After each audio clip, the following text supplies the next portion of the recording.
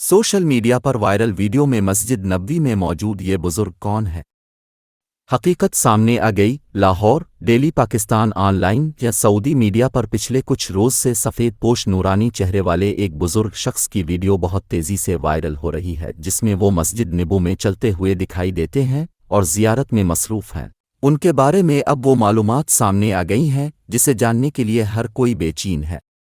تفصیلات کے مطابق ساجد عثمانی نامی ٹویٹر صارف نے پیغام جاری کرتے ہوئے ان بزرگ کی تصاویر شیئر کی اور ساتھ لکھا کہ ان بزرگ کے بارے میں عرب لوگ کہہ رہے ہیں کہ ان کی داڑھی، پگ گڑھی، عصا اور چادر لینے کا انداز اور سادگی ایسی ہے کہ جیسے یہ بزرگ صحابہ کرام کے دور سے لوٹ کر آئے ہوں۔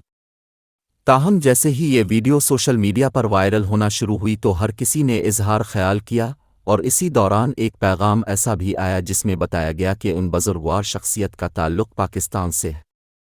سوشل میڈیا پر جاری پوسٹ میں ان بزرگ شخصیت کا تعارف اور عمرہ کے بارے میں تفصیلات بتائی گئی ہیں، جس میں کہا گیا ہے کہ 20 اپریل 2023 کو الپاکستان مری اتحاد سعودی عرب صدر رئیس عبدالرحمن مہم ندائی مری نے حاجی عبدالقادر مری، حاجی عبدالستار جیلانی مری سے ملاقات کی۔ اس کے بعد رئیس عبدالرحمن نے سعودی عرب میں وائرل ہونے والے شخص حاجی عبدالقادر مری اور عبدالستار مری کو